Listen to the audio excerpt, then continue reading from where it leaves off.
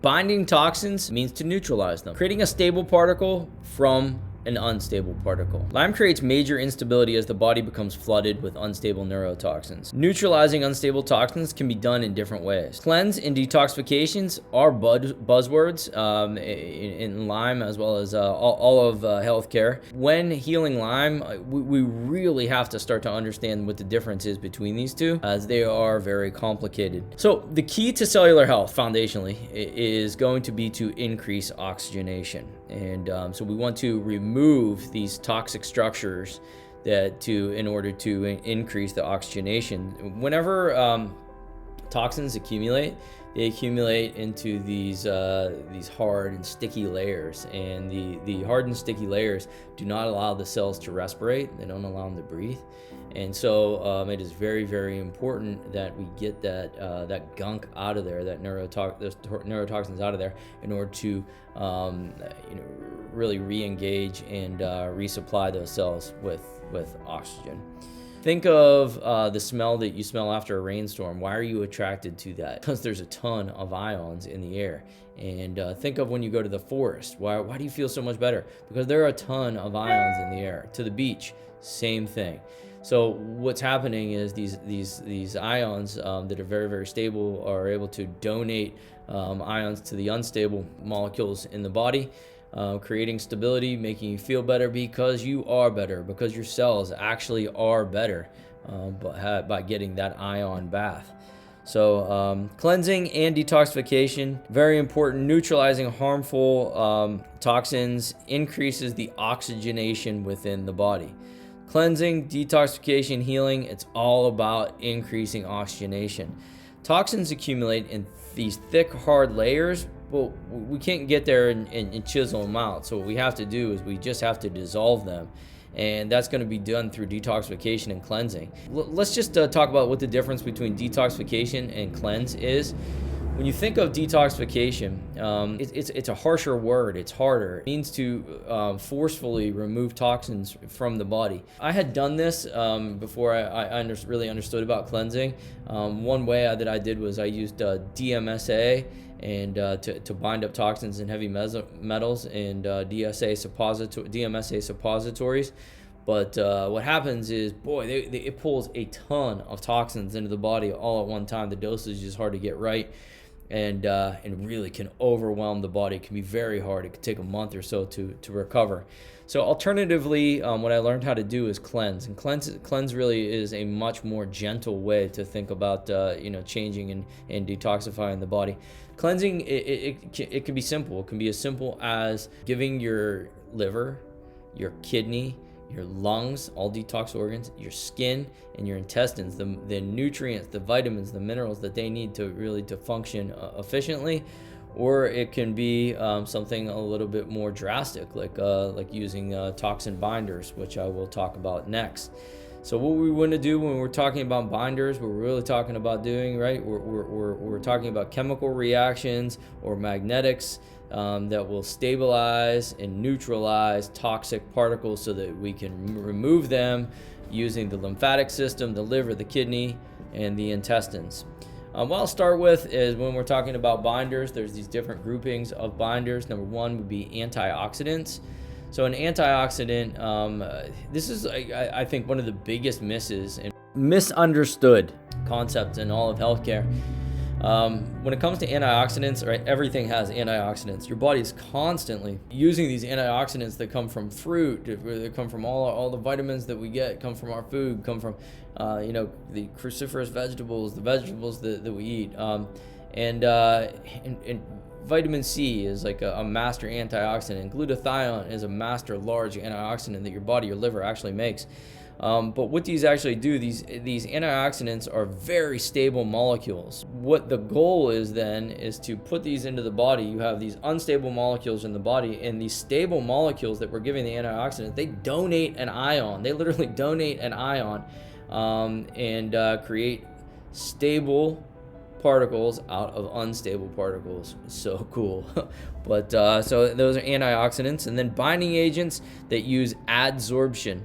So we typically hear the word absorption, something being absorbed into the other. This is adsorption. This is taking two particles and you're adding them basically together.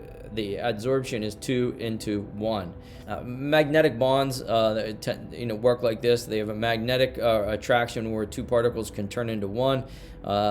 These binders, they would be like as I had mentioned, Dmsa or EDTA, and they can work in the bloodstream as well as in the intestines. And so activated charcoal is another example of something that uses adsorption, but activated charcoal only in the intestines, not in the bloodstream.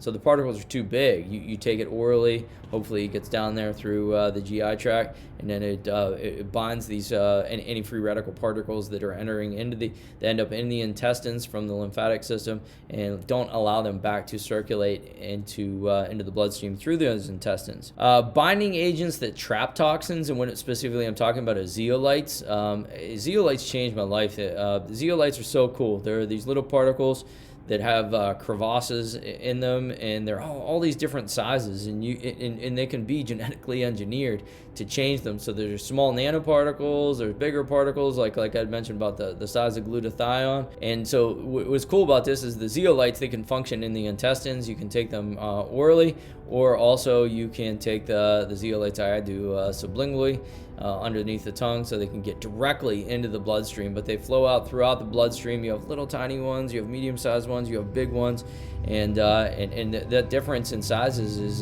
very much needed when removing these all of the different neurotoxins. Calcium glucarate, another binder. It can work in the intestines or the liver. So what's wild about this is the liver and the intestines are the liver of the body is so smart. Sometimes when it uses calcium glucarate goes through the intestines. It will take a piece of it and stabilize it. It will break it down and stabilize it, ions of other toxic particles. So it won't actually make it through the liver. Other times, let's say your body's your liver doesn't want to break it down in the liver to stabilize other particles. It will end up in the intestines and also bind particles in the intestines, bind free radicals that are gonna flow through the GI tract out, looking to go out of the body, go into the intestines. It will bind them from recirculating back into the bloodstream. Prescription binders, there's cholestyramine and Welchol are two most popular. Cholestyramine is going to work throughout the body, bloodstream, cells, brain, and then Welchol is going to be an intestinal binder. Both when it comes to availability, these are our actual prescriptions, and do have a few more side effects, so you want to certainly consult a doctor. But we really want to make sure that we're always diversifying our cleansing regimens. I don't just use one. I have antioxidants. I have bind, fulvic acids, apple pectin, activated charcoal in the intestines, zeolite, as I mentioned. So I use a bunch of different ones. I do an EDTA sinus spray to really curb the toxicity. You could do it fast as long as you're rotating and diversifying these different regimens. How you administer your binding agents, it does matter. So they need to get into the bloodstream. They need to get into the small cells, the large cells, the intestines, all the different organs. And one example of this is the Lyme neurotoxins that affect the vision. So when I was very sick with Lyme, then again actually with mold, whenever I was exposed to mold at work, both of these particles, they seem to find their way into my eyes. And it's just crazy, but structure, the system, the vascular system of these small areas like the eyes is super hard to cleanse. So these particles, to get in there, they're tiny. It's pretty hard to do. So we have to go after them. We have to use either micro antioxidants, so small tiny antioxidants, not like glutathione necessarily, and tiny little zeolites to go in and get them. So when I started using these micro antioxidants and the different size zeolites, my eyesight restored. I did not have to wear glasses anymore after cleansing those tiny little vessels. So modes of administration or delivery to the body. The easiest way to get anything into the body, it seems to be, is orally, to take a pill. But a lot of stuff doesn't make it through the stomach acids. It doesn't make it through the entire GI tract. So one way to complement this strategy would be to find antioxidants, find pills that are going to be liposomal. And all that means is liposomal is this little process of encapsulation. They put it around the pills, and they put it around the not just the pills, but the actual the antioxidant particles themselves, so that they can go through the stomach and get to where they need to be absorbed in the intestine. Secondly, sublingual liquid delivery under the tongue. I use my Zeolite this way, and it's supposedly the fastest way to get it into maybe without not sinuses, but the fastest way to get it into the bloodstream. I notice a big difference, so I use liquid zeolite. Cyto detox. Many different size particles of zeolite, and it is awesome.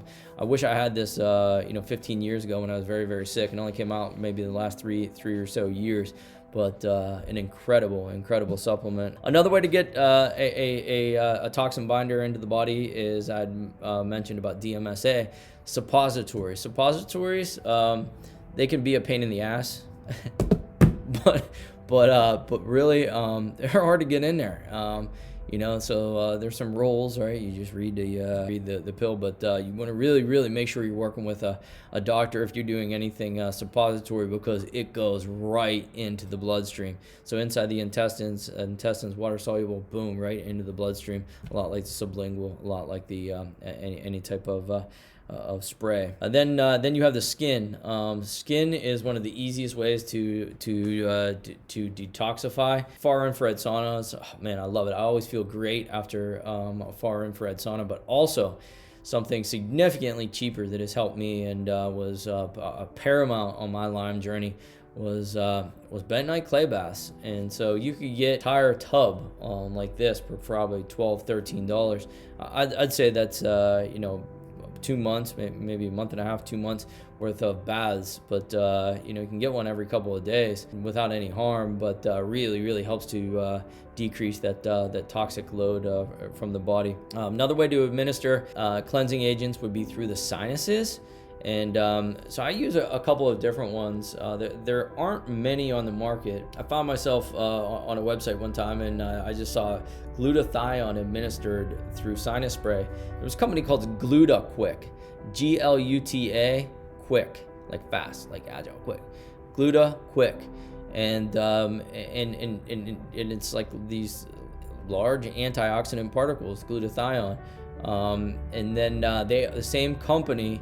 They just switched their names in marketing. So if you contact me, I can get you those.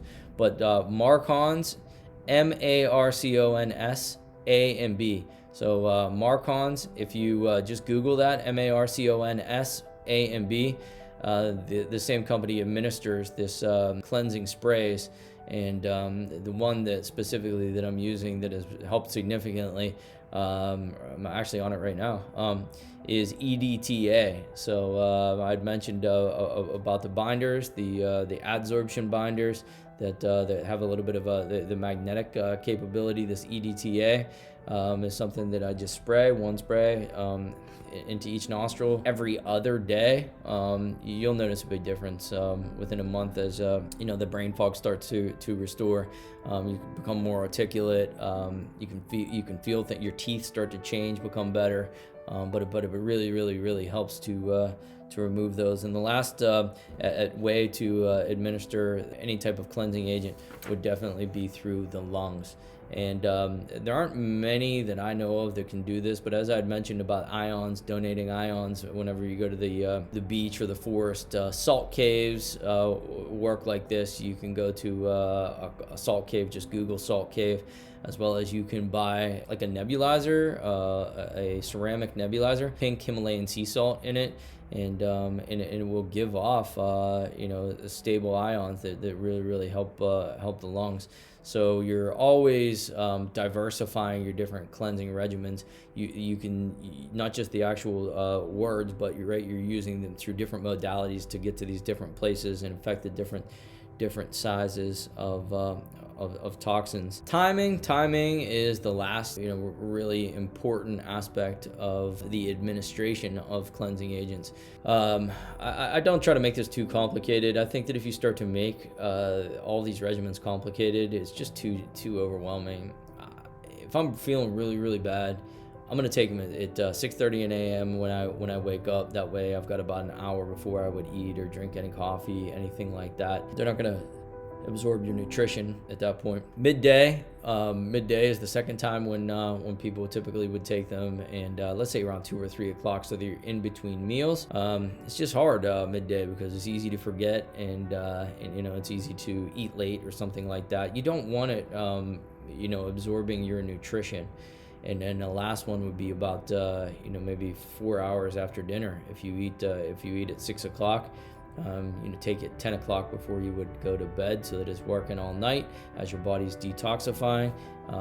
You have your binders there freely available within the body to catch them, usher them out, stabilizing all those ions, so you wake up feeling refreshed. The one thing is that all these cleansing agents and these detoxification agents, they don't come without side effects. You always want to make sure that you're working with a Lyme literate doctor, or specifically a cleansing doctor when you're using any of these. It's not just about having a Lyme literate doctor. You have to have maybe a cleansing specialist, hormone specialist, so complementary. And if one does not have experience in a specific cleansing regimen that you would like, well, ask the other one. And so you want to definitely diversify your cleansing agents and the modalities in which you administer them.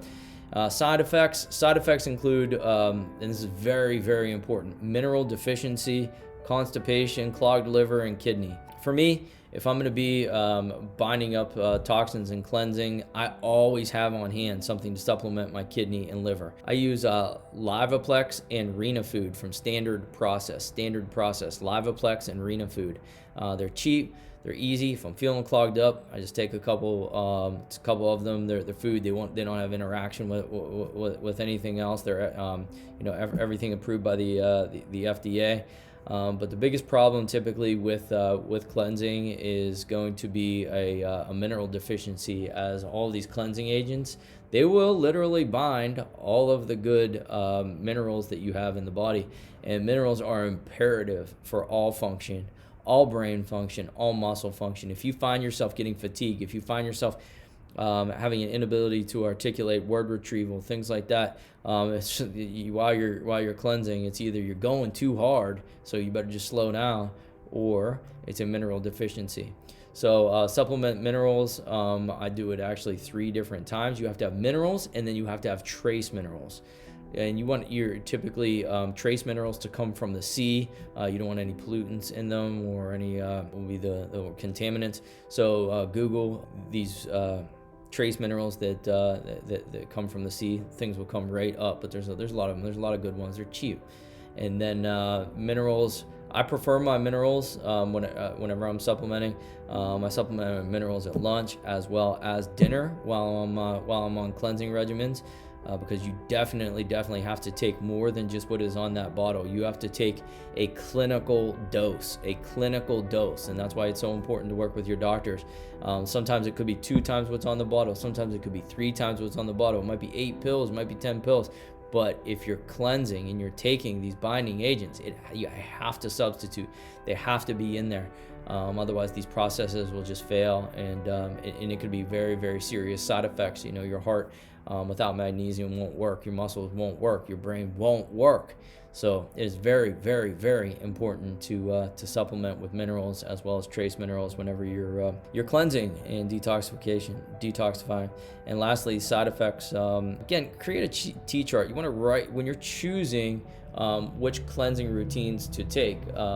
If it is zeolite, make a T chart. Say, boom, I got zeolite here. Say, and put a T chart. I got the positive. The positive is that it can get into the brain, it can get into the bloodstream. It does all these things that you typically wouldn't be able to do with just an activated charcoal. The negative is it's going to bind minerals. It is going to bind minerals, but but like then you would do a T-chart on activated charcoal. Activated charcoal, it's really only working in the intestines. You're taking it in a pill form, and it is going to bind much less minerals. So the minerals are all going to be absorbed before they get to the intestines, where your activated charcoal is going to work anyway. So the activated charcoal is just working in the intestines, where all the toxins from the lymphatic system, the liver and the kidneys, all the waste is dumping in to be excreted from the body. So side effects, very important. Work with your doctor on any cleansing regimens. They can be very dangerous, but they are imperative to resolving Lyme symptoms. Last one would be maybe like prescription binders. When you talk about a T-chart, you just Google the side effects of alcohol or cholestyramine, make a T-chart. The positives are that cholestyramine goes throughout the body. That's incredible. There is only, like, Zeolite is the only other one that really does that besides these antioxidants, but the true binders that go throughout the body, cholestyramine or Zeolite. I prefer Zeolite, but anyway, make your T-chart. Cholestyramine, the positives that goes throughout the body, the negatives, there's a ton of side effects. Just Google it, and they all come out. Call, same thing. There's just a bunch of side effects. So make sure that you Google and create a T-chart for all your positives, for all the positives and the negatives of each treatment, and then just start with one. Then add in another, and add in another with these different modalities and the way they administer. And just continue to feel one day better every day that you're cleansing.